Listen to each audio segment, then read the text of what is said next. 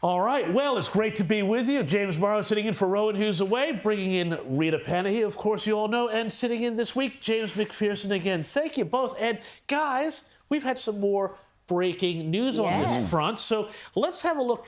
Deputy Prime Minister Richard Marles, who is in charge at the moment with Albo off gallivanting overseas, we'll be talking about that later in the programme.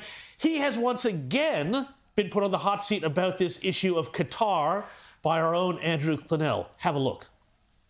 The minister said it's because of the strip searching of these women in 2020, or at least that's context. She said it's about Australian jobs. She's even said in London it's partly about decarbonisation. So is it all these things? Well, I mean, she's made clear that in relation to the appalling incident that happened with those women, that is part of the context. But fundamentally, the decision goes to the question of our national aviation interest in terms of how we increase our access into aviation access into this country.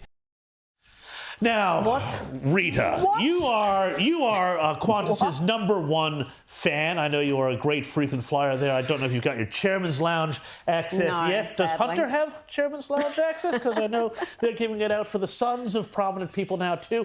What do you make of Richard Marles' explanations there?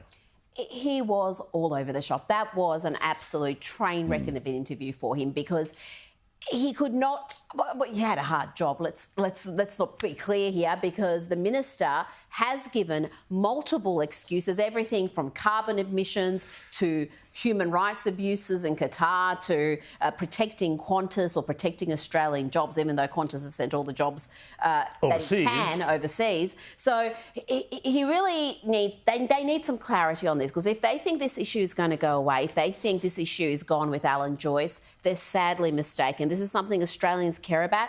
Their explanations aren't passing the pub test because, frankly, they're nonsensical. How can you say this has anything to do with what happened with those women and those invasive searches when we've had the Prime Minister stand up in Parliament saying Qatar can have more flights in Australia whenever it wants? They're welcome to. And James McPherson, I want to ask you about the politics of this, because this is clearly biting the Albanese government. Yeah. There's an awful lot of people in this country, especially migrants, who are saying that they have been abused for too long by Qantas. It's too hard to go back and see relatives or have them come here from India or from wherever because of Qantas's oligopoly, near monopoly status on things. Do we have the very ironic position here, James McPherson, of our transport minister being thrown under a bus? Oh, I wouldn't suggest that that's what's happening, James. That would be a very cynical take by you. But of course, I mean, as Rita said, the answers are nonsensical. Richard Marles there actually managed to make Alan Joyce look competent with that answer. I mean, he was all over the place. But I think they have decided, you know, it's a little bit of what happened to those women in Qatar. It's a little bit of national interest. And they're going to try and just push this through and hope the opposition give up. But the opposition ought not give up, because they can sense blood in the water here. And there's questions to be answered by Qantas on a number of fronts, not just the government. And I think we're going to get some clarity about just how much campaigning, lobbying they did behind the scenes before this decision was made. Because let's not forget, this decision isn't just good for Qatar. This is good for Australian consumers. It would drive down prices. It would give Qantas some much-needed competition.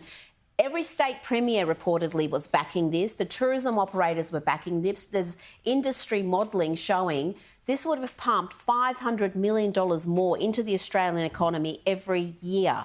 So this decision is costly. And if you're going to run a protection racket for Qantas, don't be surprised if you're going to have some questions asked. Well, Rita, you know, I think that the thing about this whole issue that I think really cuts to the heart of why the politics are so deadly for this government is that because it really reveals the way Australia, for all of our talk about being a free and open economy, a free and open society, this whole joint is really a game of mates. You know, Albo is mates with Alan Joyce. There's the Chairman's Lounge. There's this, there's that. And guess what?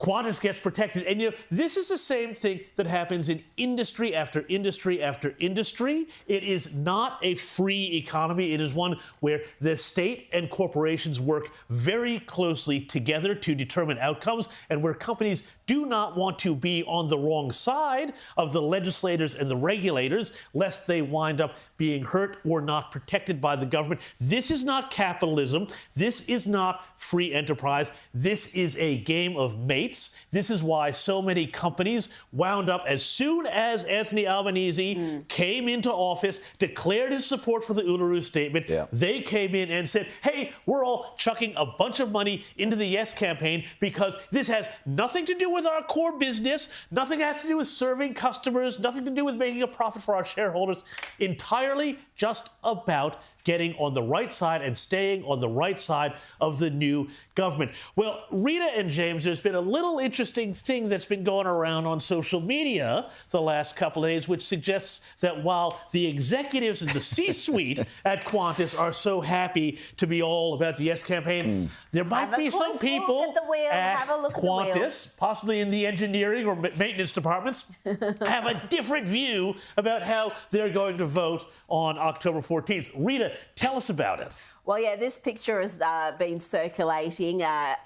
Allegedly, an engineer did that. The engineers and pilots and a bunch of stakeholders really at the company are not happy with the political messaging that their company is ramming down their employees' throats, their customers' throats, the entire country. Some of their planes have got this Yes imagery on them. We've gone to Qantas just to verify whether that picture is real or, these days anything can be manipulated. Qantas refused to respond, so I think that answers your question right there.